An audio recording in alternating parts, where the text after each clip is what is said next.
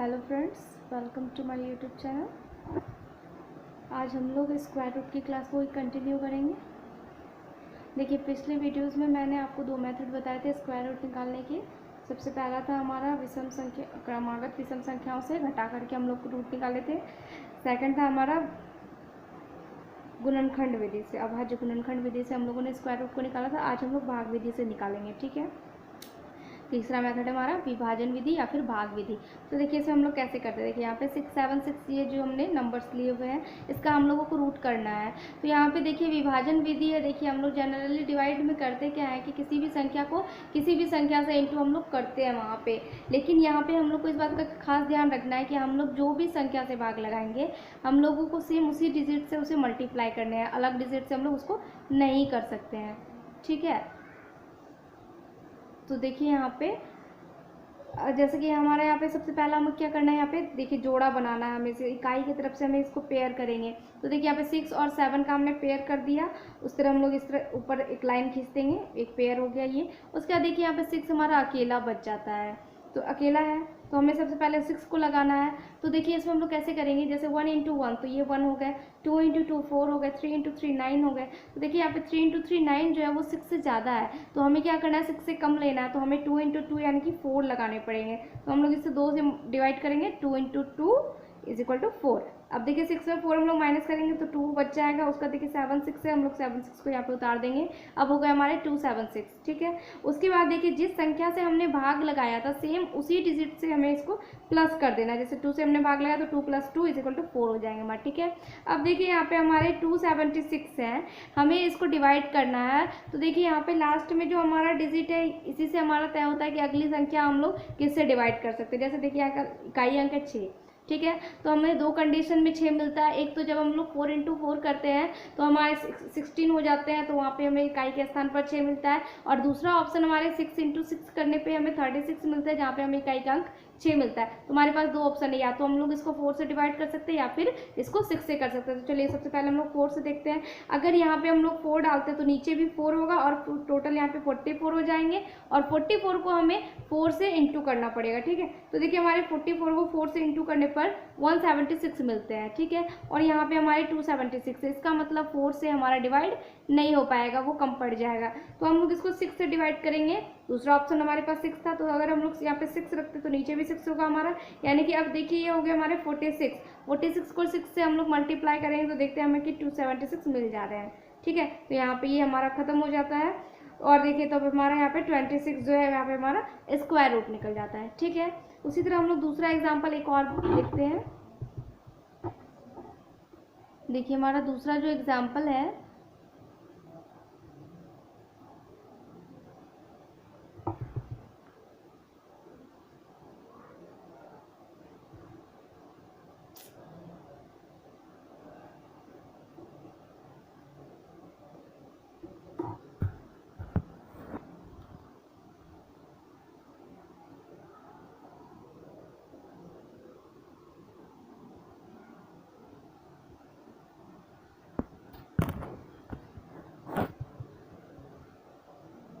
देखिए दूसरा हमारा जो ये एग्जाम्पल है तो हमने इसको पेयर कर लिया है। देखिए हम लोग एक क्वेश्चन इससे ये भी रहता है कि जैसे ये मान लीजिए आपको डिजिट दिया हुआ है, ठीक है। ये नंबर्स आपको दिए हुए हैं, इसका स्क्वायर रूट में कितना डिजिट होगा ये आपको बताना है बिना स्क्वायर रूट निकाले।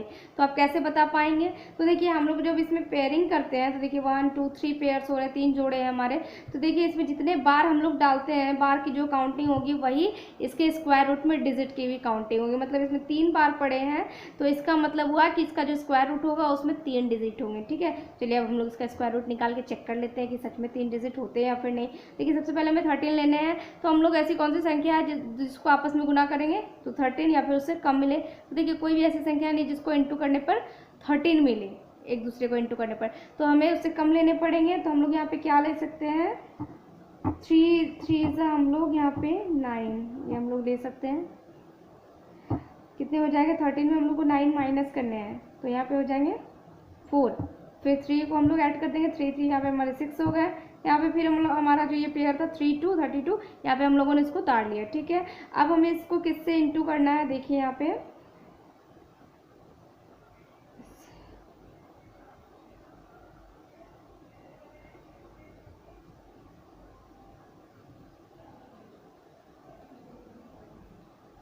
देखिए हमें इसको 6 बार में करना है, ठीक है। 6 बार में अगर हम लोग यहाँ पे करते हैं कितने हो जाएंगे, 6 3 39, यहाँ पे हमारे कितने हो जाएंगे, फिर 12 में 6 जाएंगे तो 6 हो गए।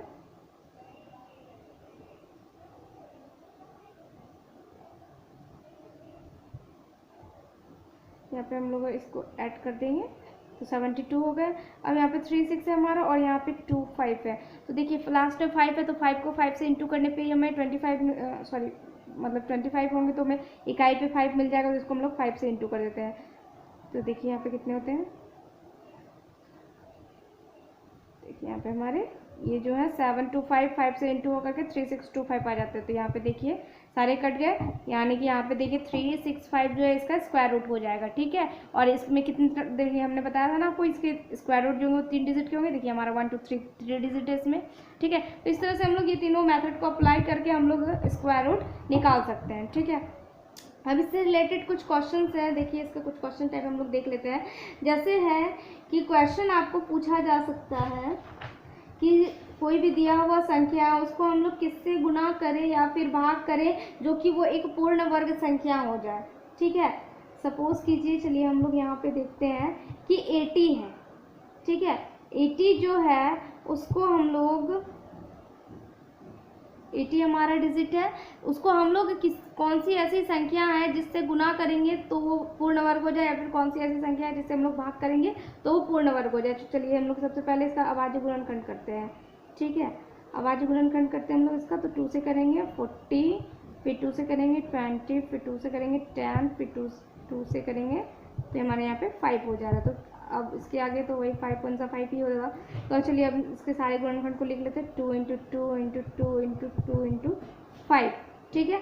तो देखिए ये दोनों का तो जोड़ा बन गया, लेकिन देखिए ये 5 का जोड़ा नहीं है। इसका मतलब एक और 5 रहता तो ये पूर्ण वर्ग हो जाता हमारा। तो इसका मतलब है कि जो ये 80 है इसको अगर हम लोग 5 से इंटू कर देंगे तो हमारा जो उसके बाद जो रिजल्ट आएगा वो एक पूर्ण वर्ग मिलेगा, ठीक है। और डिवाइड जब हमें करना होगा तो हम लोग इसको 5 से ही डिवाइड भी कर देंगे तो भी हमें ये पूर्ण वर्ग मिल जाएगा, ठीक है। आई होप कि आप समझ गए होंगे।